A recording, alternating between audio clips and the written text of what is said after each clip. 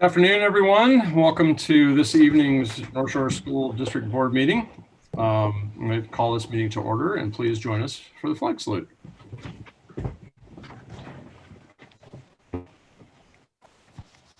I pledge allegiance to the flag of the United States of America and to the republic for which it stands, one nation, under God, indivisible, with liberty and justice for all.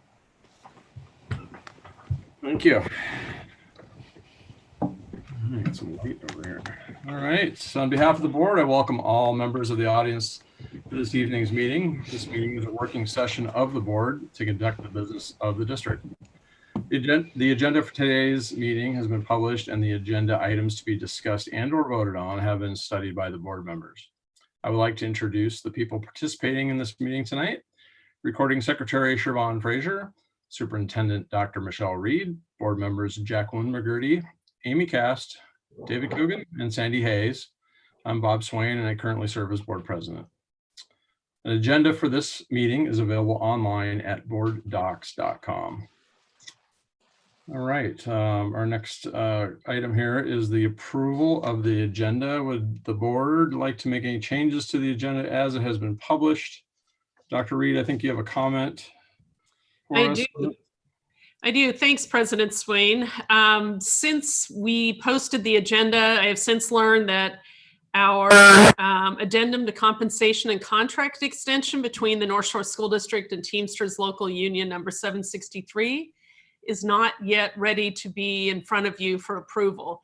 So I would recommend that you pull that item from the agenda this evening until they have an opportunity, as they decided to require a physical vote on their contract extension and don't have the data in yet. I would recommend that we pull that item from this evening's agenda. Thank you, Dr. Reed. Okay, then is there a motion to amend the agenda? President Swain, I'll make a motion to approve tonight's agenda with the removal of that action item. Second. Thank you. Is there a second? Second. Thank you, David. All right, if there's no further discussion, I'll call for the vote.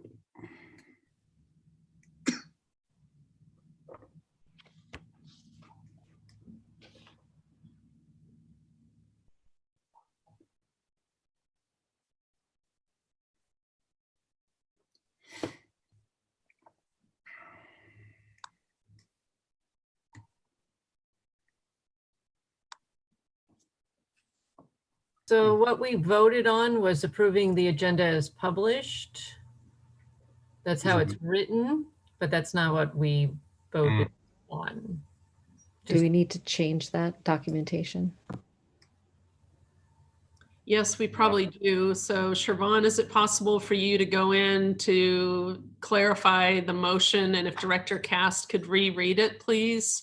Siobhan, can you correct it in real time, or we could make a real-time correction with a voice vote?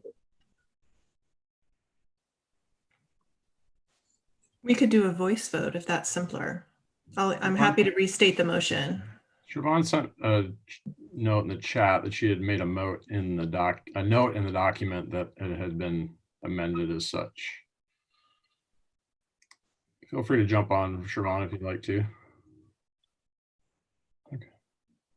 Yeah, she said I put a comment in it to pull the action item from the agenda. So I think we need the actual language of the motion, however, for the record of the meeting. Yes, Superintendent Dr. Reed and board members, there is an area, a section here in board docs under summary and comments that allows you to put a notice in here under action comments. And I put comments in here as per what Dr. Reed stated to pull the action item from the agenda. Should I put that someplace else? No, I think that's the perfect place to put it, Siobhan. I think what we need to do is also add the actual language from the motion that Director Cast stated. So if we could capture that, Director Cast, could you please restate the motion? Sure, I'd be happy to. So I made a motion to approve the agenda with the removal of the action item.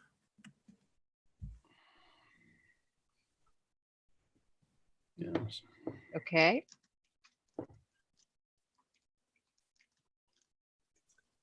So it, I've the typed that motion- in and I'm going to hit save.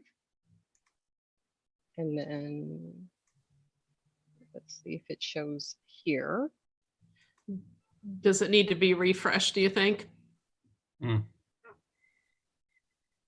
I just would hate to see you Ah. lose all the attachments if it needs to be refreshed, and maybe we could just do a voice vote.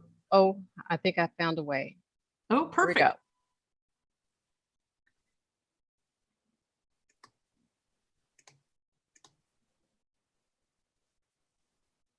Okay. Can you all see what I just put in there right above where you're voting? Director Cast made a motion to approve the agenda with the removal of the action item. Doesn't show on ours, but And I'm, to Dr. Reed's point, afraid to hit refresh. I think we're fine. Yeah. If you see it on your end, I think we're okay. If it's Yes, it is. It is in the section at the very top above your names. So I see where you all are voting, and it's right above that. That is exactly where I put the comment. okay, and we And can I just, don't think it'll show up until I hit save and Okay. close the online voting. I think that's where you'll see it. Okay. And I think that's where the public will see it as well. and just because I'm not 100% well versed in board docs, if it didn't go through and save, we can just go back and edit so that the minutes reflect what we actually made a motion about, right? So we can always correct it after. yeah, why don't you go ahead and hit save and we'll see Correct. what comes out. Okay, here it goes. Thank you. It's kind of better than the playoffs.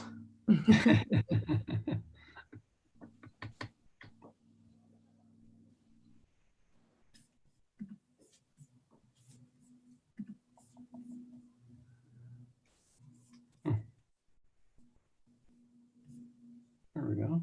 Let me Okay. cast this. All right. Is All that, do you all see that? Yeah. I Okay. do. I think my vote got recorded incorrectly though. So Say, I did, yeah. So I don't know if it's possible we can go back and change the record later, but I did mean to vote yes on that motion. So Okay. noted. I think Siobhan, you can make that change later, I think. We've noted it here. All right, are we ready to move on? Yes, thank you. Thanks, Siobhan. Appreciate it. All right, our next item is the superintendent's report. Dr. Reed. thank you, President Swain. Want to share that quite a bit is happening actually in the last couple of weeks and yet to come. Last week, I had an opportunity to share a presentation with our Chief Communications and Experience Officer, Lisa Youngblood Hall, to the Woodinville Chamber. And it was a great opportunity to have a virtual lunch with the Chamber and hear about what they're doing and engage with them around questions in terms of our work this year. So it was a great opportunity to connect with the community. I want to share that Saturday was World Mental Health Awareness Day, and I had an opportunity to welcome community members to an event at 10 o'clock Saturday morning that our Director of Student Services, Rick Farrell, arranged for. And in coordination with NAMI, the Eastside NAMI group, and we spent an hour online with close to 90 participants from the district around the topics of mental health and the stigma attached to it and why it's so important to destigmatize mental health, particularly at this time, and our responsibility both to ourselves and one another to support really a healthy mental health outlook at this time. Again, wanted to give Evergreen Health a shout out for partnering with us and supporting our ability to hire full-time mental health professionals for each of our high schools. And what a powerful partnership that's become. So just very grateful to them. Want to share that last week, last Thursday, actually, Michelle Halawachuk, who's the PTSA special education parent rep on the North Shore Council PTSA, reached out last Thursday and asked if I would consider doing a coffee with the superintendent for parents of students in the special education program, much as I had done in January of 2019. So we did set that up, and I'll be having that community coffee on October 26th in the afternoon. Looking forward to that.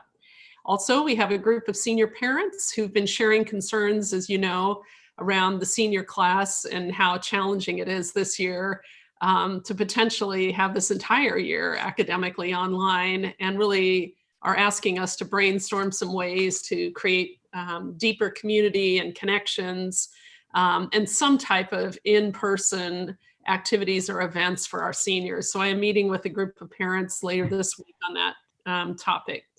I asked Siobhan to attach a data sheet on the first week of our library book circulation and distribution. So Siobhan, if you would bring that up for me right now, that would be helpful. So just want to share, oh golly, I can't read it from here, but we, oh, thank you, Siobhan. We distributed a large number of books, as you can see, 212 books at the middle school, 85 high school books, and over 1,600 at the elementary level. So, and that is by elementary school and region. We did, we had librarians in 23 schools create book bags for really approximately 2,000 students delivered to every corner of our neighborhood last week. And that project will continue. I just love the North Shore can-do attitude, and our North Shore librarians, you know, just they are such amazing educators and really want to make sure we stay connected with our students, whether they're in school or at home. And we suggest that we're probably going to have distributed over 5,000 books just in our first week of this venture. So I also want to give a shout out not just to our librarians and our support staff, but also our transportation staff and drivers.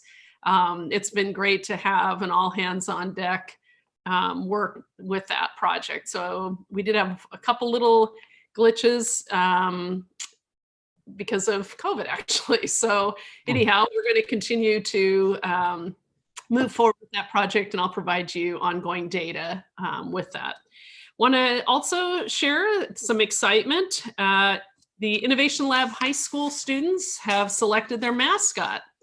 And while it's not the lambs, and I have to kind of get over that, they have selected ravens as their mascot. And in Principal Peter Shirkey's words, students pointed out that ravens were seen in some mythologies as symbols of wisdom, insight, and intelligence.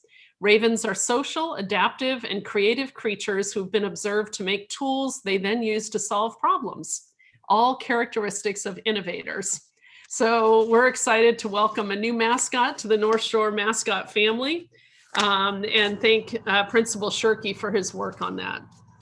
I will also plan to present our chart data for the North Shore Learns, North Shore Innovates when I do that report later in the meeting. We have both King County and Snohomish County updates, and an update request from our Snohomish County Health Officer I want to share later this evening in our meeting. But that is my report at this time. Thank you, President Swain. Great. Thank you, Dr. Reed. Any questions, anyone? Okay, great. All right, we'll move on to association and public comments. And we have, I believe, 10 submitted email comments. And we're going to do a team effort here and split these up a bit. And I will go ahead and take the first two. But before I do, I will read our disclosure and directions. This is for future meetings. So summary here, the North Shore School District Board of Directors has set aside a period of up to 60 minutes to receive updates and comments from association leaders and citizens from our community. The board expects all parties addressing the board to present their comments in a way that is civil and respectful. Please speak directly to the board and address matters related to the district operations, policies, procedures, and agenda items under consideration by the board. Comments should not make reference to any employee or representative of the district by name or by identifiable reference. And there is a complaint process available through the office of the superintendent if interested. Washington state law requires that only items on a previously published agenda be discussed at a board meeting. Any new topics brought up during public comment will either receive a later response from a district employee or a board member, or be discussed at a future board meeting. All right, that being said, I don't believe we have any association comments. So I will go over the first one here. This was from Janae Rogers. Janae says, as the mother of a special needs child, I am frustrated beyond measure with the way returning to in-person learning this fall has been going. A virtual education is inherently unequal. So many children, particularly those on IEPs, but all across the board, do not and cannot learn using this modality. Why has there been such a persistent and blatant disregard for genuine scientific data, which tells us this? The novel coronavirus presents quite differentially in children than in adults. There is a very wide gathered data that says not only are children generally not experiencing extreme symptoms, they're not even widely transmitting the virus. This is expressed over hundreds of contact tracing studies worldwide. Even the American Academy of Pediatrics, the WHO and CDC insist that the costs seem to vastly outweigh the benefits of keeping children from in-person learning. When will the fear of a virus we know quite a bit about at this point be set aside for the common sense and acknowledgement that children are suffering much more at the hands of these precautions than they are from the virus itself? We're approaching a year's worth of data worldwide, and again, the data does not support keeping them out of in-person learning. School districts the world and nation over have been back in person for months without seeing a rise in hospitalizations or death. Why not us? Why is NSD so inconsistent or so insistent on making our children the very last children in the world to go back to school? Each family should have the liberty to make the choice that is right for their family. And right now, NSD has given families no choices whatsoever. I insist we abide by the actual law and provide a fair and equitable education for all. All right, thank you, Ms. Rogers. Next is from Victoria Kramer. As a parent of a SPED child, I am extremely disappointed by the district to continue offering remote learning only for the majority of these children. For a district that promotes equity and diversity, this model is inequitable for children with disabilities. Other districts in the state and country have brought back those most in need students, and the national dashboard has shown an infection rate of less than 0.25% among students and staff in 1,266 schools with 200,000 in-person students and over 64,000 in-person staff. Is there a zero chance risk of offering in-person school? No, nothing we do in life is risk-free. There is absolutely lifelong learning loss with forcing our special needs children to adhere to this discriminatory learning experiment. Families that want to continue learning remote should be offered that option, while those that need the in-person model should be offered that option. Dr. Reed needs to stop posting the fear-based COVID news from CNN and start looking at scientific data that has been emailed to her by many of us. The decision tree per DO8, Department of Health, states that even with high case counts, schools should bring back highest need students with safety precautions in place. Why are other districts in our area able to do this, but not North Shore? It's great you're considering Head Start, ECAP, and ATP, but this is a fraction of those most in need. Why did it take a protest with media attention to even begin discussions with families with disabled FSA students? What will it take for all SPED services to be offered in person? More protests or media attention to the discrimination policies of the district, joint efforts of families via legal action? And that is it. Thank you, Ms. Kramer. Dr. McGurty, Director McGurty, would you like to take the next two or three? Or is it David Kogan taking this PDF? I think Director Kogan was going Okay. next. Yes. Director Kogan, that'd be great. All right, thank you, President Swain. This email is from Julie Sen, And she writes, "Hello, my daughter is currently in 5th grade at Morelands Elementary School. She is currently receiving speech therapy and social group services through LC. She is our only child. In 2nd grade, due to autism, she suffered extreme social anxiety, which manifested through physical self-harm. Example, pulling out clumps of her hair, scratching her wrist, leading to open bloody wounds, and drawing dark human sketches, and was fearful of taking a step inside her classroom or going outside during recess. She would suddenly and unpredictably cry with no explanation. With multiple psychological therapies and great support by educators, she was able to actually have a day in school without having a panic attack or crying in class. Thankfully, we were blessed with great educators with much caring support from her speech therapist, her 2nd grade teacher, and her social group teacher. She made an incredible improvement in her social anxiety and slowly attempted to engage with her classmates. This dark period was one of the most terrifying moments in our lives. Last March, we experienced another terrifying moment when schools closed due to COVID. Thankfully, again, we were blessed with another great educator, her 4th grade teacher, who had prepared her for 6 months of in-person learning before going online. However, this academic 5th grade year, school started online, and we were just starting to notice more regression from our daughter as she was beginning to withdraw more due to social isolation. She also was having difficulty staying engaged with her Zoom classrooms. In the past, because it took close to 2 years of intense therapy to finally be able to go outside during recess, engage with her classmates, and actually not be in a nurse's office every day complaining of a stomachache, we were afraid of reoccurrence. We're fearful that the longer in-person education and therapy is denied to my daughter, the more she will regress. However, the stakes are higher now because she will be in middle school next year, and social dynamics and executive functioning in that age group is more complex than in elementary school. When will children receiving IEP services for speech and social emotional therapies return to class in person?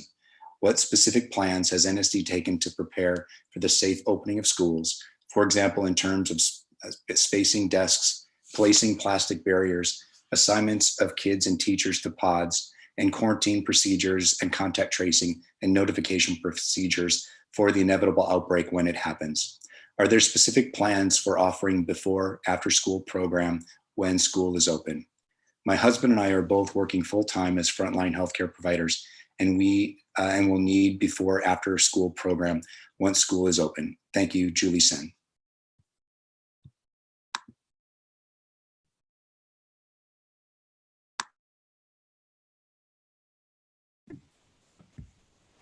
Okay, I think I'm up next. Our next letter is from Angela Graham.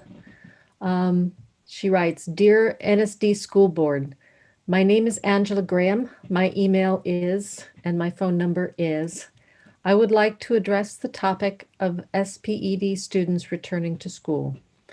I am the parent of a special needs student in the FSA program at Inglemoor High School.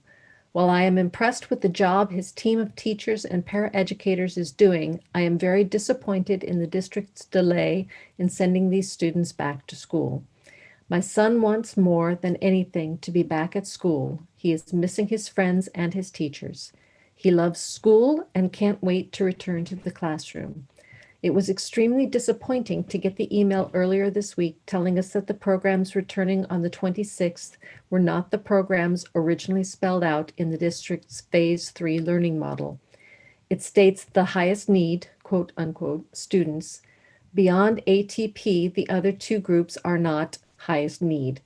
Why is the district not sending back our SPED kids and getting them the services and in-person instruction that they need? Other districts have sent their SPED kids back, not to mention the private schools that have sent all their kids back. The SPED kids need to go back now. The district needs to think about what is best for the kids. My son's IEP states that he should be getting 1,885 minutes of instruction a week, 1,490 minutes of which is specialized instruction. Instead, he gets approximately 30 to 45 minutes per class period of instruction, leaving instructional gaps of anywhere from 30 to 50 minutes. The reason the classes are only 30 to 45 minutes is because that is the maximum amount of time the teachers feel they can have the kids online and engaged for a class via Zoom. If he was in school, these gaps would not be happening. He would be getting continuous instruction and social engagement throughout the school day. This translates into a maximum of 450 minutes a week of specialized instruction when he should be getting 1,490 minutes. My son is a junior this year and has very little time left to get the instruction he needs. Please put the kids and their needs first. What they need is to go back to school now. Thank you, Angela Graham. The next letter is from Kathy DeLeo, Barney. And she writes, topic is special education.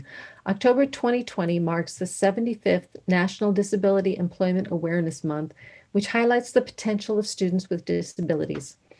This event was not on NSD's calendar of cultural observances. Additionally, the representation of NSD staff with disabilities has not been disclosed and celebrated. Disability is an identity which denotes a minority subjected to marginalization and discrimination. Students with disabilities are often the targets of biased, prejudiced, and unfair treatment within daily schooling, lack of equitable access. With 20% of NSD students on IEPs and 504s, it is important for students to learn from teachers who identify with disabilities as well. Special education is inherently core to equity. However, NSD's Race and Educational Justice Department does not acknowledge its criticality. Recent NSD staff trainings were primarily focused on race with no mention of students with disabilities. When diversity is framed as a narrow conversation, race, NSD creates feelings of exclusion by outgroups who are left behind, yet furthest from educational justice. When NSD uses the terms our house, quote unquote, and One North Shore, the perception is one of inclusion. Unfortunately, the reality is that NSD does not treat all marginalized groups, specifically special education students, in a fair and reasonable manner. NSD's Inclusion Committee generated many recommendations during the prior school year, but none of them, i.e. training policies, were implemented. How does NSD plan to ensure accountability, measure outcomes, and engage the community to meet IEP student needs? Virtual learning is developmentally inappropriate for most students with disabilities, yet NSD only provides generic hope without deploying practical solutions that have been successful worldwide. In-person learning for elementary children on IEPs with standard precautions has not been correlated with any community spread of COVID-19. NSD's one-dimensional approach to the pandemic is unacceptable, and students on IEPs should access their classrooms on October 26th. Thank you, Kathy. The next letter is from Aly Mazur, and I apologize if I'm mispronouncing. To whom it may concern, I, Andrea Mazur, would like to submit a public comment for the North Shore School Board meeting to be held October 12, 2020. She gives her contact information. I am reaching out regarding the return to school for special needs children. My 4-year-old daughter, Anna, has a rare genetic condition that has rendered speech and language, occupational and physical therapies necessary for her growth.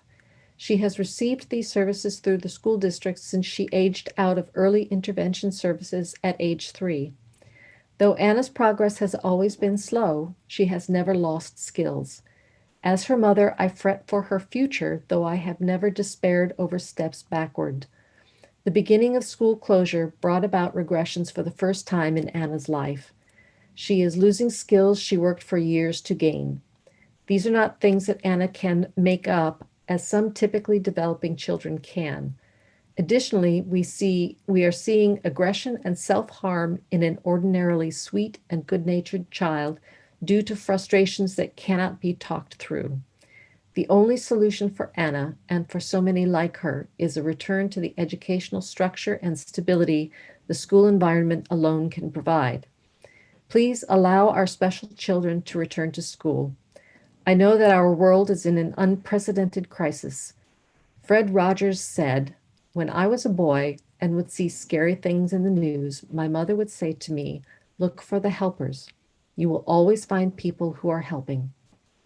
You have it within your power to untie the hands of the helpers including the teachers, therapists, and paraeducators for our children.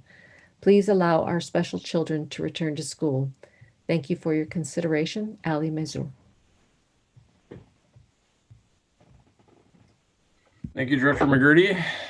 We have a few more. Director Hayes. Thank you. So this one is from Andrea Fleming, and she says, I have a 9th grader and a 7th grader in the NSD. I am writing to express my concern with the current phase plan for kids going back to school, particularly the plan for high school kids returning to school. As of now, the Washington State Department of Health says secondary is the last to go back because they are the hardest logistically to plan for. I believe they are also at higher risk for extreme depression and mental health decline. I have a sister and brother-in-law who are teachers in the Las Vegas Clark County School District. My brother-in-law is a high school science teacher. The district had an emergency meeting this week because so far this year they've had 8 students commit suicide. That is not a typo, 8 students. Here's the article from the Las Vegas Sun News, and then there's a link. I know it is going to be difficult to figure this out, but it is nonsense to have high schools sitting empty when the need is so great for students to be in school. We have to think outside the box. I personally believe that seniors need to be the group that goes back to school first in some sort of capacity. Please note that I don't have a senior. They need some support in their final year. The truth is we have a population of teachers who want to be back in the classroom, a population of students who want to be back in the classroom in empty facilities. High school students know how to keep masks on and follow social distancing. Let's not fail them and end up reading a similar article as the Las Vegas Sun in the Seattle Times. Sincerely, Andrea Fleming.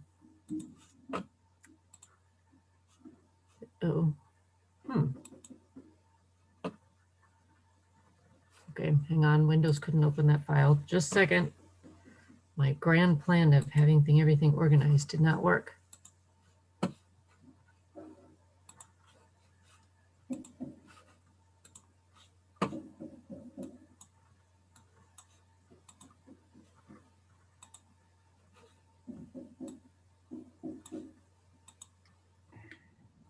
Okay, there we go. So this one is from Tracy Groby. And she says, topic is accelerate the inclusion of seniors in the NSD learning model. In the last couple of weeks, our senior class has been mentioned in various NSD administration communications. We have seen and heard the class of 2021 be called out in video messages, school bulletins, and website resources. This attention has provided some hope, but it cannot end there. Us parents want to know with certainty that the mentioning of seniors is in good faith, is genuine, and will bring change. Let's keep the conversation going, and more importantly, let's turn the conversation into action. The mental health of our oldest learners will continue to deteriorate if we don't get creative and develop solutions to provide seniors the opportunity to connect with each other, their beloved teachers, and their schools. The good news is that there are examples all around us. The district needs to adopt a find a way approach, find a way is in quotes, be open to suggestions and leverage plans that have been developed by other districts and schools in the state. We cannot keep doing what we are doing and expect different results. The continued isolation is detrimental to the mental health of our seniors. Therefore, we owe it to them to figure out ways to provide them with opportunities to regain that critical sense of belonging that is missing right now. Seniors have little time left in the NSD house. This is the best time for seniors' extended family, their North Shore family, to show them how much they matter. This is the best time to prove that we care about their mental health and are committed to helping them be ready for what lies ahead beyond their high school career. Giving seniors the attention they need and deserve, especially during the last stretch of high school, is the right thing to do. I think it is safe to say that everyone remembers their senior year of high school. We know that our seniors will remember theirs for many reasons, given the fact that it happened during a global pandemic. Years from now, we want the class of 2021 to look back on their senior year, be proud of their school, and remember with gratitude the extra effort that was taken to help them flourish both educationally and mentally in spite of a global pandemic. The class of 2021 needs to feel like they matter. The district must modify its return to school plans to accelerate and include seniors. Actions always speak louder than words, so let's get to work, and together we can get the seniors back to school. Thank you, Director Hayes. Director Cass, you take the final two. Sure, President Swain. This Here. email is from Stephanie Goff. Dear NSD School Board, I am writing to you as a mother of an NSD 2020 graduate and current 6th grader, as well as a stepmother to 2 NSD sophomores. The impact the closure has had on all our children has been immense, as I am sure you have been reading and hearing from families district-wide. We had the unfortunate experience of having a graduating senior this past spring who missed so many high school milestones. Prom, spring sports, signing day, and graduation were all sad milestones missed that we as a family grieved, while also trying to point out the positives that were soon to come. The beginning of college education and sports became our focus once it became clear that they were not going to return to school. As a mother, I was sad for my son, but not nearly as sad and worried as I am for the senior class of 2021. While there are milestones lost at the end of my son's senior year, he had most of the year at school for the enormous personal and emotional growth these kids go through. He was able to share in his excitement with friends and classmates as they all began the process of choosing colleges together. He was able to share in his fears and concerns of the next chapter with peers going through the same thing. He was able to reach out to teachers and coaches that helped form him on a daily basis for support, to ask questions on making the right choice for his next 4 years. That time with peers and mentors was invaluable. I truly believe the senior class of 2021 needs to be a priority in the decision to return to school. This isn't just about missing out on memories, it is about being mentally and emotionally prepared for the next chapter of life. Sitting for 5 to 6 hours on Zoom classes may graduate the seniors of 2021, but it will do little to prepare them for college or any other path they choose. My hope is for a return for all students as soon as possible, but if that cannot happen, it seems imperative that you add the senior class to modified phase 3 or 4. Their time is running out quickly, and the solitude of distance learning is bound to create an even more anxious and uncertain process, as well as stunted preparedness to enter adulthood. Thank you for your time and consideration. Sincerely, Stephanie Goff. And the next public comment, the next and last, is from Patty Woolley. Dear Mr. Swain, thank you for responding to my email and recognizing that there are, quote, bugs and difficulties integrating Schoology, excuse me. I appreciate the district's use of a task force to make important decisions that impact learning. It demonstrates the district had good intent to use data-driven decisions. Can you please share the data that determined Google Classroom and student/parent view were not robust enough to provide students a better learning experience? Have you done a post-study to determine if Schoology is meeting expectations as determined by the task force? Is the district using the free version of Schoology, or did they invest in the enterprise version to provide customer support? Those of us, quote, in the field, students, parents, and teachers, are not undergoing a better learning experience as promoted. As you know, the complications continue at the expense of our children's academic and social emotional learning. I understand the district is working on the bugs and we are attempting to remain patient, but it continues to become more difficult to keep our children engaged in learning when technology bugs are creating a technology divide. The multiple layers needed to simply 1, find an assignment buried in 7 teacher links, then 2, work on assignments in Google Classroom, then 3, submit via Schoology, are creating obstacles to student-focused learning and access. What is the district's timeline to remediate the learning hindrances as a result of the Schoology implementation? I understand attendance is an imperative to student funding. However, Schoology was down again. How is this being rectified? Will the inaccurate attendance have long-term effects on school funding? Again, I appreciate your attention to having our students' need at the forefront of the district's decisions. I look forward to responses to the questions posed in my email. Kind regards, Mrs. Patty Woolley. Thank you, Director Cast. Thank you all, those folks who submitted their comments. We do respect your concerns and your input, and we thank you again. We will now move on to adoption of the consent agenda. Is there a motion to approve? So moved. Second. Nope. Tie. There is a second. Is there any discussion about the consent agenda? Okay, seeing none, I'll call for the vote.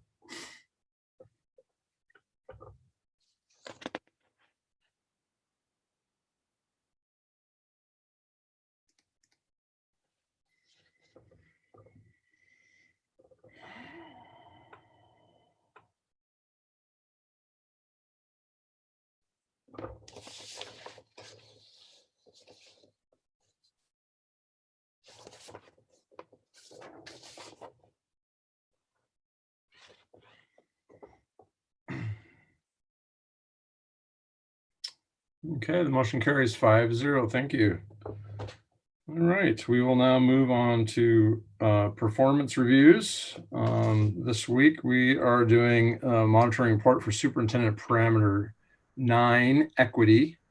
We had a very robust staff presentation of P9 and all the work that's been done and over the last couple of years and where we're going with all of this great work.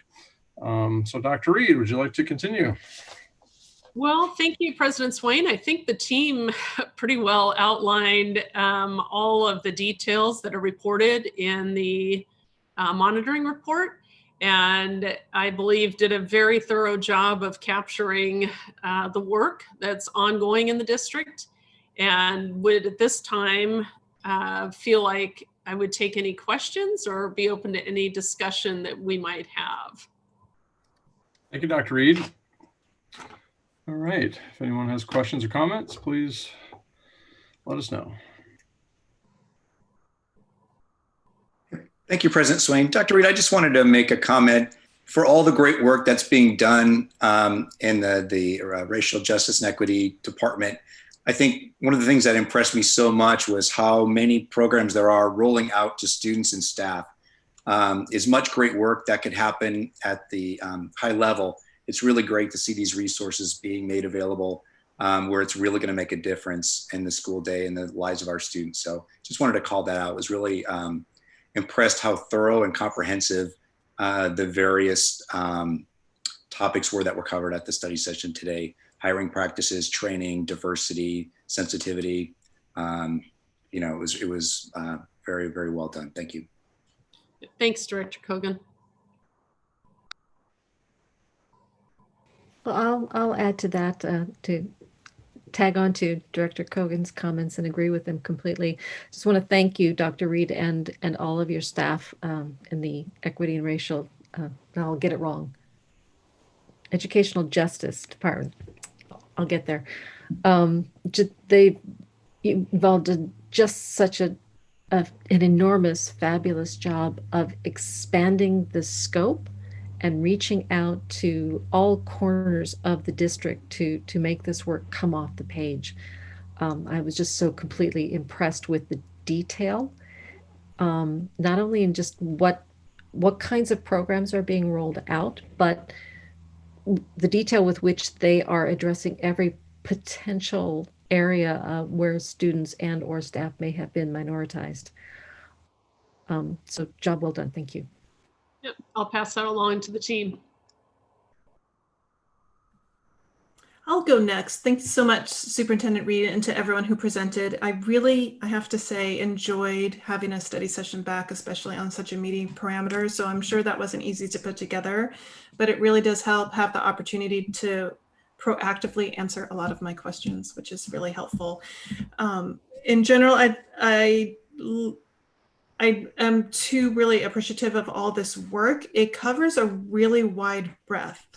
If you think about it, so many of our students are touched in one way by either the identity and cultural groups that this work attempts to to positively affect, as well as students who are in different student programs and have different characteristics. That's also sometimes focused on, like, an OSBI data.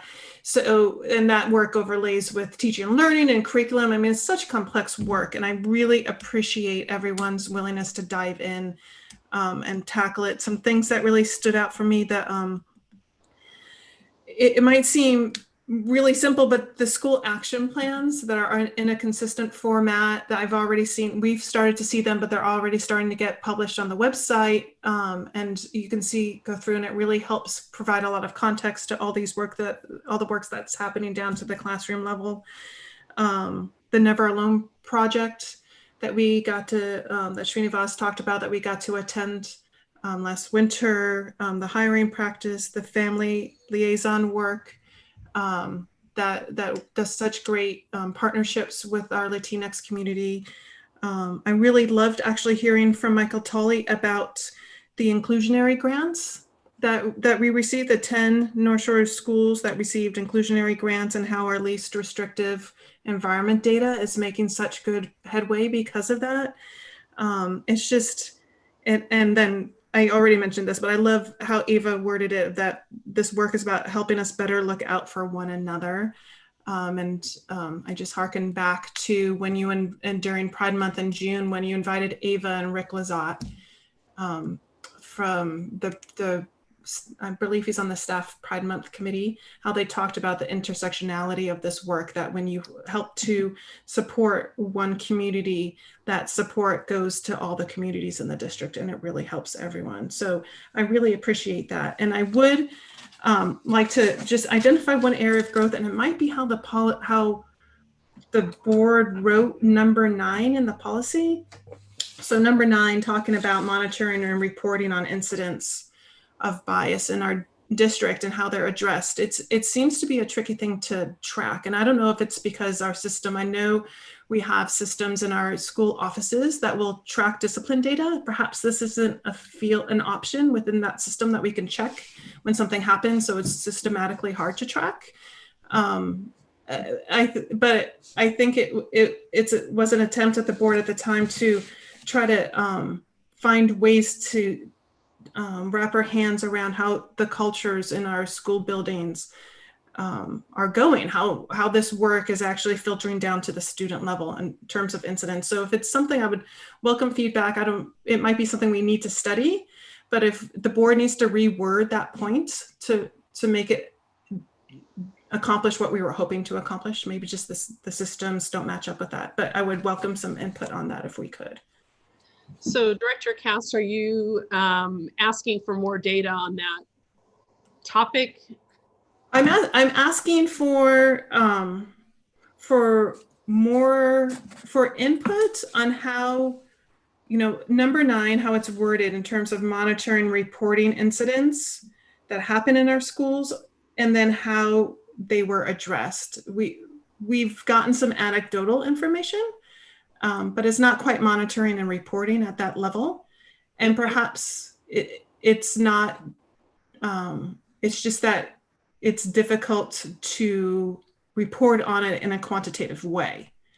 So there might be a better way we can approach, how, I'm just picturing, when students are walking down the halls, that kind of environmental look is what the board was thinking when they added that, because that's not in the original equity policy that this parameter was based off of. That was a board ad when we wrote this parameter. And so, but we've never quite been able to wrap our hands around any discipline data or anything, again, besides just anecdotal. And it occurred to me, maybe we wrote it wrong.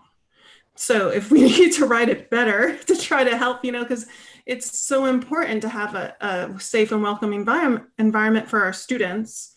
And so if this is not the best way to help support that work, then we can rewrite it. Does that help? It does, because we do collect the data. Rick Farrell and our Director of Student Services and Dr. Bigelow both intercede in issues such as those described in item 9. So I could certainly go back and ask for data, though we wouldn't necessarily call that out because the N size is not particularly large. But we could look at ways to improve that reporting. We are looking at increasing the scope of qualitative data to inform our practice moving forward as well. And that sounds great. That makes a lot of sense that the N size would be small. And I think that was the hope, that the N size would be small. And so, and if it's just too small to look at trends, because this is a lot of work that everyone are doing, partnering together to do. And the hope was that we'd see a downward trend in these incidents. Right. But if the N size is so small that there's no way to see a trend, then again, perhaps it needs rewriting. I do know that the Racial and Educational Justice Department is planning more focus groups and climate surveys just among the students as well, right? So maybe that can get at some of what you're seeking. Yeah, that's a great idea. That's a great idea. Would welcome suggestions that, yeah, that might attempt to corral that information. Thank you. Sure.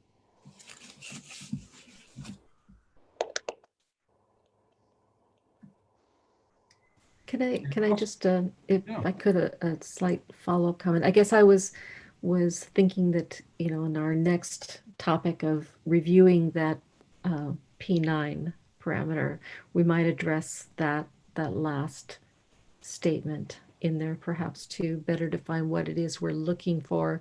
I was thinking of it in terms of perhaps a more, you know,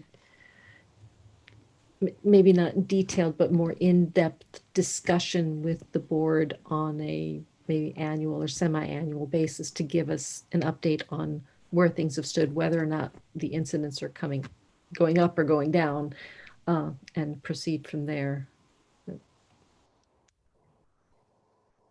Sounds good. Good suggestion. Thank you, Director McGurty. Director Hayes? Mostly a big ditto. I do, however, just want to say I love the data around diversifying our staff. That's just so delightful to see, especially given the narrative that it's not doable, that there isn't diverse staff out there, and it turns out they are, and we're bringing them in and we're keeping them, and that just says so much to our human resources department, our administrators, and obviously our superintendents. So that's just a big win, I think, for our district. I think Director Hayes, the team you heard from tonight plays a really large role in both recruitment and retention.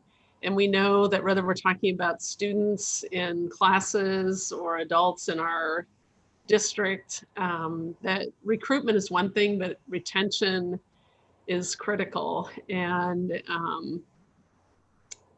yeah, so just really want to give a shout out to the team that presented tonight and all those who work on their equity teams in each school and department, and all those participating in professional development in authentic ways.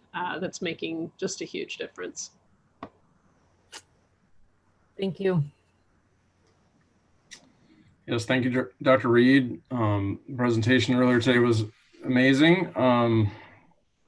As I mentioned before, it's so comprehensive, and I know because there's a lot of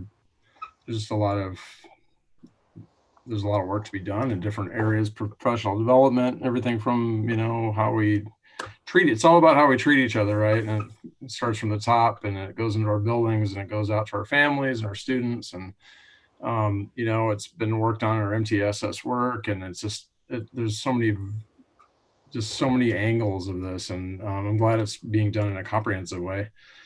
I know that we've gotten good feedback from our faculty, from our teachers about the professional development work, although it's been challenging, but it's been great. The feedback's been great, that people have had no idea how you know, complicated we can be with our implicit bias and just not knowing where we are personally. And I know it's made a tremendous impact on a lot of people in the profession. So Thank you so much for all the work. Thank you, Dr. Bigelow, and all your staff for all the work that you're doing. We appreciate it.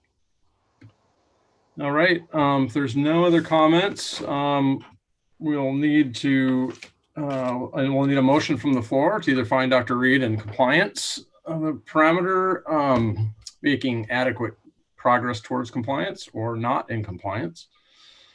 Would someone like to make a motion? So I Make a motion that Superintendent Reed is in compliance in parameter P9 equity. Thank you. Thank you, Director Kogan. I will Second that. All right. Thank you. We have a motion and a second. Any further discussion? This was a big conversation we had last year on the dais about being in compliance or making adequate progress, because this is an aspirational parameter, and so challenging to, and we don't want to in any way give the impression that it's done. But looking at the 9 bullet points, if you will, really the work they did in terms of creating plans and monitoring really put some nice check marks on that work. So I'm very much in wholehearted support that they are in compliance, and I have no worries whatsoever that anyone thinks that we're done with this work. So. Well said. Thank you, Director. Team. Yeah. Thank you. Any other comments? I agree completely. It's always difficult to say in compliance because someone might interpret that to mean we're done and we can move on. But we all know it's not that. Great, thank you all. So we have a motion to find Dr. Reed in compliance. We have a second. We've had our discussion. So if there's no further discussion, I'll call for the vote.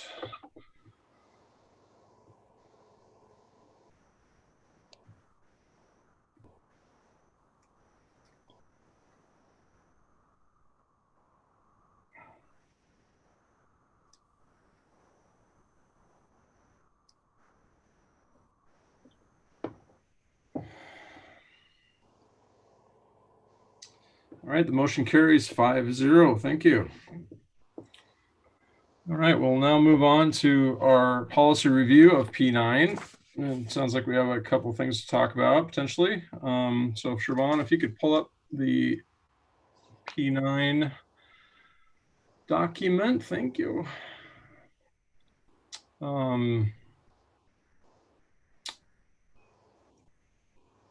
Director Cast or anyone else, if you'd like to continue on with your thoughts, potentially. Well, if you don't mind, Siobhan, just scrolling down to the bottom to see number 9, just to just frame what I was talking about. So that number 9, it's italicized because I think it got carried over from the draft that way. But that was something the board added. This parameter is based on our district equity policy, quite intentionally. With that number 9 item added as something that the board wanted to be able to monitor, quite literally. So I think perhaps if Superintendent Reed is going to talk to Rick and to some other people about how that point plays out and perhaps give us some feedback. I don't know if I have any suggested edits right now. But I do, like Director McGordy mentioned, I remember us talking about this last year too, and that's why it kind of stuck in my brain as perhaps something that it's not fulfilling the purpose the board was hoping it would fulfill. But I don't have a suggested edit at this point.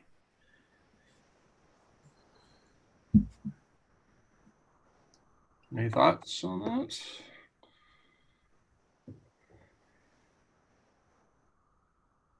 Well, I have a thought. I don't know if it's a good thought, but I know that I keep you up to date when we have issues that get to my desk level.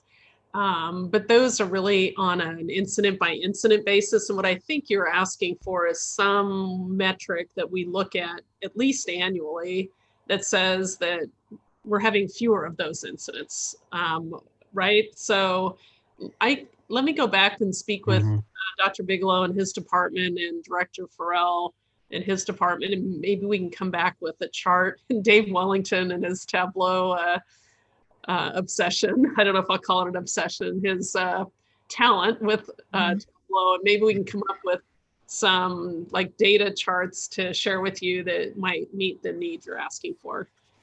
That sounds great. And I noticed in the monitoring report that now hate speech is specifically called out in the rights and responsibilities document, which I think is a very important step. So perhaps that was something that this was predicated on as well. But yeah, I can't wait to hear their feedback and their thoughts.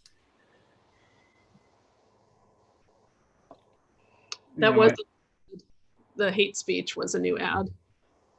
Yeah.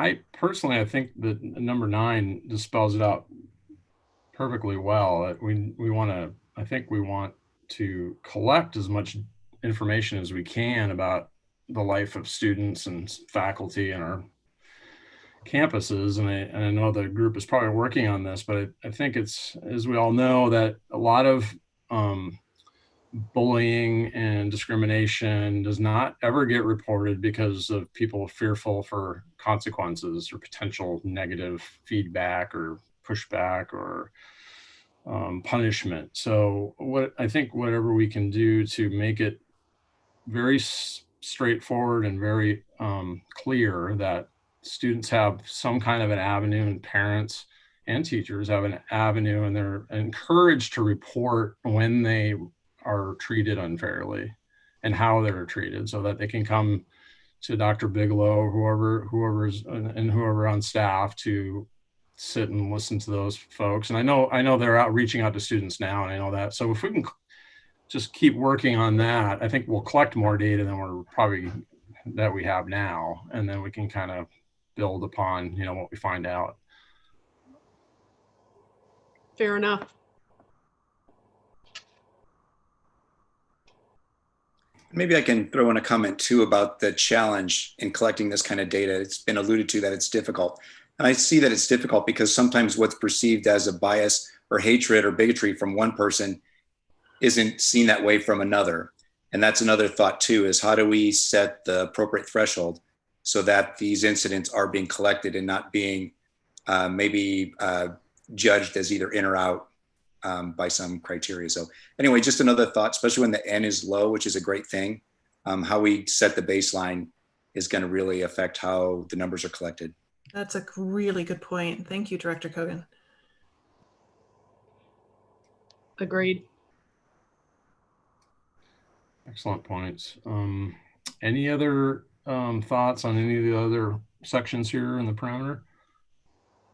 I do want to clarify my comment about Assistant Superintendent Wellington, that it is indeed a talent and perhaps not an obsession. It is a treasured talent, for sure. What I really meant to say.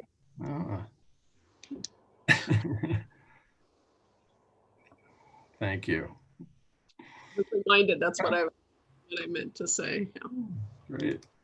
Okay, great comments. Yeah, Dr. Reed, if you could circle back with Dr. Bigelow and just maybe give us in our next Friday brief or two, maybe a little paragraph or two about how they're tackling that, the monitoring and reporting and reaching out to students and families on making them feel more welcome and more safe to report potential issues. Perfect. I think that's what we're trying to get at. Yeah. Okay. Anything else, folks, on that? Okay. Appreciate it. Let's see here. So my notes here. Discussion. We're on to discussion. North Shore Innovates, North Shore Learns. Dr. Reed. Thank you, President Swain. I thought I would share an update since last we met as a board. Well, I've updated you in person and in writing or in our 2x2s. Just a reminder that our plan currently is to gradually move through stage 3. And with the start of our Head Start, ECAP, and ATP pathways students plan to enter in-person learning on October 26th. So I would also like to share the current King County data. And Siobhan, if you would bring that chart up, please. We've seen quite a little spike here recently. And in fact, our spike actually jumped back into, for King County, the red area above 75 per 100,000 in terms of cases, and Snohomish County has also spiked. In fact, I received a note from the Snohomish County Health Department this afternoon that Dr. Spitters, the Chief Health Officer for Snohomish County, is asking districts to pause reopening plans. They don't expect us to move backward, but are asking not to move forward because the Snohomish County data, I believe, sits at 71.4 right now per 100,000. So we're just watching this data closely. Want to remind the community that we're giving 2 weeks notice to move forward, but we may have to cancel any moving forward plans if the data doesn't stay in a healthy space. I also want to remind you and the community that on the right side of these charts are all the other considerations that we look at as we make decisions. It's not just the community transmission rate, although that is a key piece. I know schools in Pierce County were told last week to pause reopening plans because their data is increasing as well. This seems to be, it feels like a wave we keep riding where we think things are getting better and then not. So just a reminder, the plan again is to move forward with the first few groups in stage 3 on October 26th. And if possible, then we'll continue to announce more groups in stage 3 if the data continues to improve. If the data doesn't continue to improve, then we'll announce pausing the rollout of in-person instruction. And I know that's not what anyone wants to hear, but it is where we're at this point in time. I know the University of Washington, the president, Anamari Kause, was making an announcement today about how they're approaching issues with at this time. I haven't had a chance to review what that is, but I know the vast majority of their classes are currently online as well, even though they have students who are actually living on or near campus. So it's not really just K-12, it's we have universities around the country and colleges, many of whom are doing quite literally online instruction. As we know, in particular, young adults and adolescents are key to the community transmission rates. So beyond that, I will say we continue to work on Schoology updates. I think we've received parent feedback that there are legitimate glitches with Schoology, and we have our IT team meeting actually directly with Schoology, with the vendor and their IT team, I believe twice a week for to try to work through those glitches. And just a reminder, we're in our second month of using Schoology and Clever and some of these other technologies. So I think it's better today than it was 6 weeks ago, and our goal is to have it be a more effective and efficient way for students and families and staff to access learning for this year, as whether we're learning on school grounds or at home. So it's the backbone of our work. So I would welcome any questions or comments, or, oops, I just have Dr. Malloy says there are daily meetings with the Schoology vendor staff. I think it escalated, and I appreciate our instructional technology department escalating the concerns. We're actually contemplating rolling out a parent-to-parent type of ambassador program as well to support parents in the use of Schoology. It's a lot to learn. And when you look at the chart, I want to remind you too that the health department has said we really need to hit a healthy community transmission rate to be able to be there for a stable 2-week period. And then if it's that way, that's why it says prior 2 weeks, then the recommendation is to wait another 2 weeks to see if it's stable and sustainable before we move forward with our new student, if you will, admission back to campuses. And what this graph shows is we have not been able yet to be sustainable while it goes up or while it goes down at pivots and goes up very quickly, and often within the 2 weeks that we need to make the next decision. So just trying also not to have kind of, we're going back, no, we're not. Yes, we are, no, we're not. I think that is really wearing on people. And I believe at least one other district in our region has said, they're just going to wait till after winter break to make any new moves. We're not quite there yet. I'm still hopeful we can make a few more moves, and hopefully the data will support that. And questions or thoughts? Thank you, Dr. Reed. Any questions from the field here? I just appreciate all the work tracking this, that, yet another system that we didn't have 12 months ago that now has become part of the daily work. So thanks to everyone who's helping do this, what has become foundational work for our mission. So thank you. Yeah, I think there are a number of us, particularly in the superintendent world and the board world and teachers and principals. Like, I've learned more about masks and data, COVID virus, flattening the curve and suppressing. I mean, it's a whole other body of knowledge that you're absolutely right. A year ago at this time, wouldn't imagine we'd be having this conversation in this format. This wasn't part of superintendent school. No, absolutely not. No matter, honestly, in fact, I sent you a number of the emails. In the same 10 minutes, I can get 8 emails, and literally I'm getting hundreds a day, but one will be, we've got to go right back to in person, and the other is, please don't send our kids back. I mean, there's not a singular perspective. Or send these students back first. Nope, these for, right? Like, it's really a complex dilemma right now. Well, thank you, Dr. Reed. Appreciate all your hard work and your attention to detail on this plight that we're going through here. Our end goal, President Swain, is that when it's all said and done, we're able to gather physically and talk about what went well and what didn't forward, but that we'll all still be alive.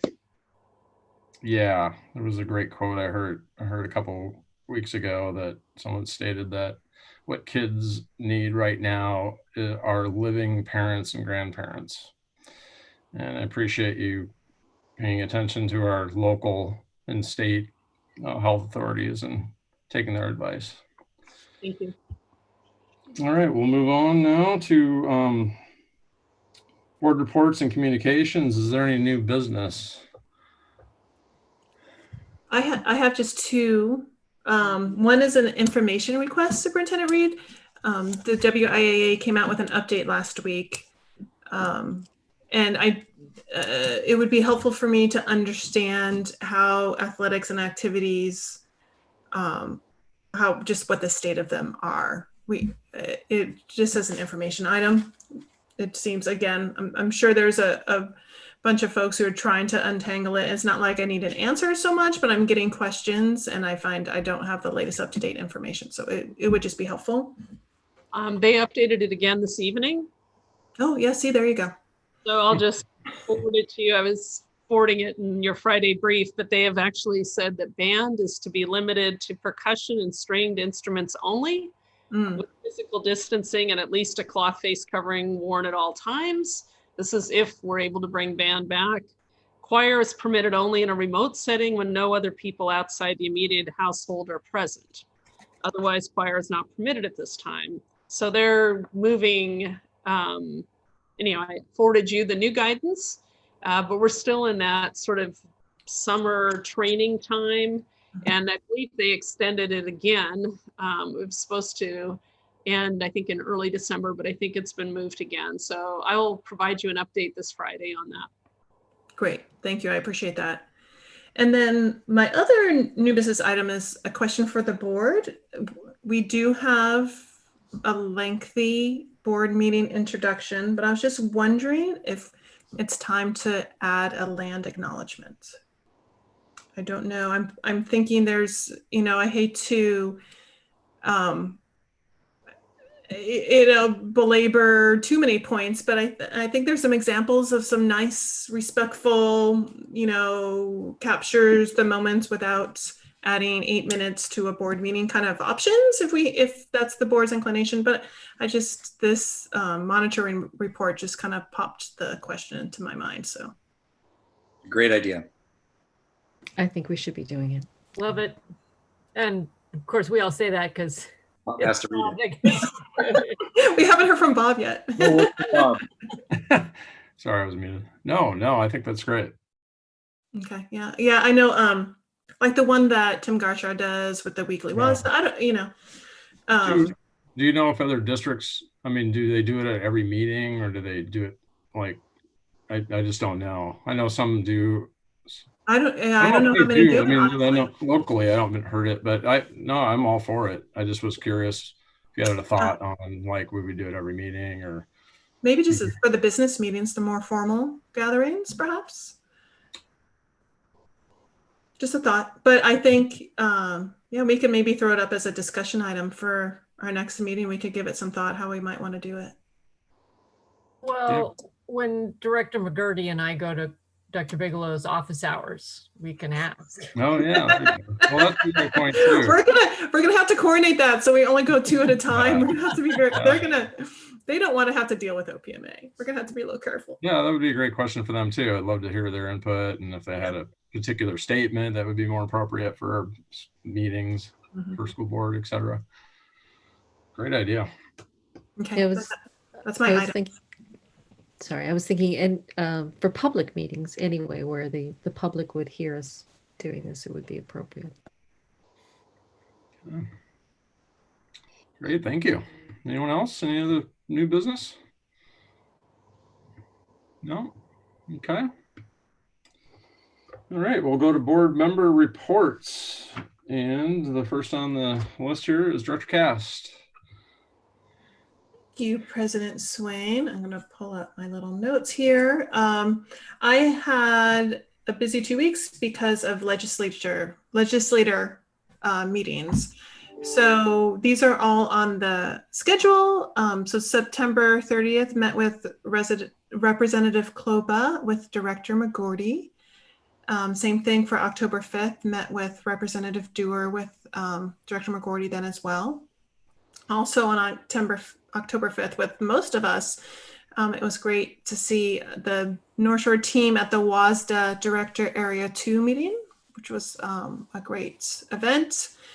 Also participated on Friday, October 8th with the Regional School Board Director of the East King County School Board COVID call.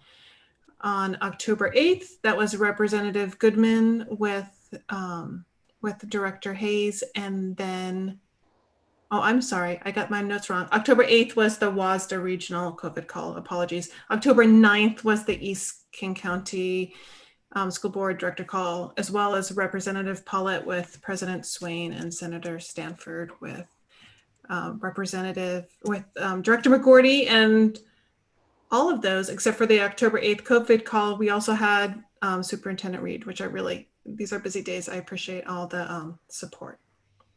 And that is my report. Thank you. Thank you, Director Cast. Director McGurty. Okay, I'm muting myself. There we go. Yes, thank you to Director Cast for pointing out some of the meetings I went to.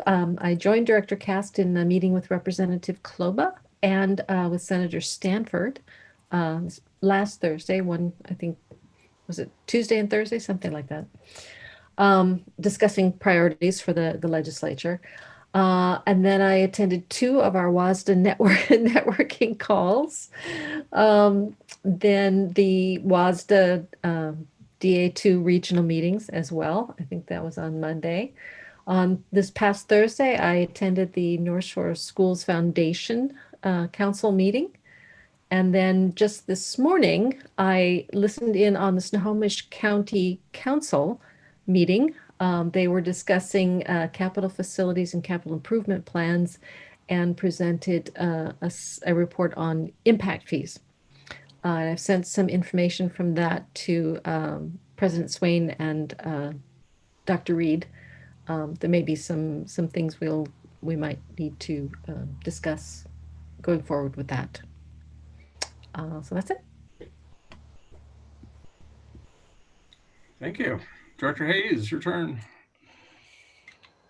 And can I make a quick correction? Go ahead. Director Kogan was with me. I misstated in terms of Director McCourty. I'm sorry. But go ahead, Director Hayes. Yep. No, that was an important correction. We don't want to forget Director Kogan. Okay, so as already been stated, I also attended the Director Area 2 regional meeting for WASDA. Just really great to talk with other districts and what they're doing, school reopening plans, so forth. I think it's kind of similar to when your kid was a teenager and everybody else had a cell phone and yours was the only child that did not. It's helpful to hear the thoughts of what was going on. And attended the meeting or the virtual meeting with Representative Goodman along with Director Cass, and great to hear that.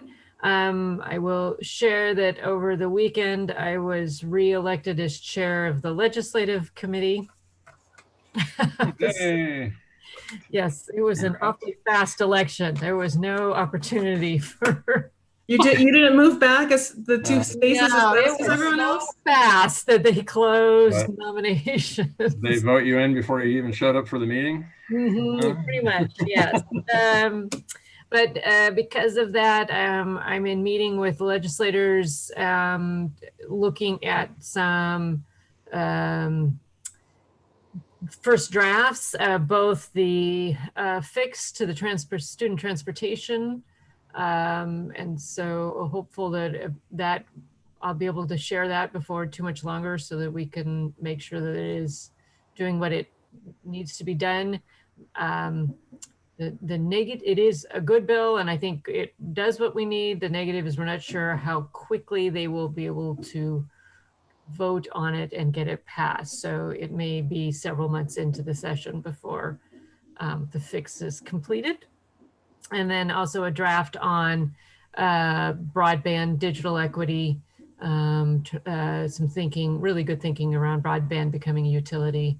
So that one has a little bit more controversy around it, but definitely work that needs to be done. And so that's interesting. And then as of today, we're at 15,800 books out in the hands, and I have been watching as I've had several more boxes dropped off during the course of this meeting. So I'm excited to go see what's in them. I'm just curious to find out when this is all over if people just keep dumping books off at your house for the next couple of years. It is the ongoing question. We are laughing because when we started this, there were Halloween books that were in the collections, and we all laughed, ha ha ha. Yeah. So I had some folks come last week and dug them all out. So now we're sliding the Halloween books in with the Well, that's great. Director Kogan. Thank you, President Swain. As was stated, on the 5th of October, I attended with Dr. Reed and Director Cast, meeting with Representative Dewar. Really appreciate her time and conversation with us to keep us up to date on what's happening in Olympia and talk about the happenings in North Shore School District. And then later that evening, attended the WASDA Region 2 fall meeting. And it was really nice to be able to get some Zoom breakouts with some other directors from around the region and hear some of the creative solutions and thinking they have about dealing with the many issues that COVID-19 has presented for schools. Thank you. Thank you, Director Kogan. Yeah, I have just a couple of things. Attended the meeting with Representative Paulette with Director Cass. Thank you, Director Cass, for putting all those meetings together, by the way. I think we have a few more, a couple more anyway. I'm looking forward to those. And Director Cass and I do have our Friday morning meetings with other board members from the East Side districts to kind of do the same thing as the D2 meeting, to share information, share thoughts, try to be creative, find out what other people are doing, get the latest updates from public health, et cetera. So those have always been good. And other than that, I think that's it. That's all I have for my report. Anything for the good of the order before we adjourn? All right. Thank you, everyone. Thank you, Dr. Reed. Appreciate all your work and your staff. Call this meeting adjourned. Thank you. Good evening. Bye-bye.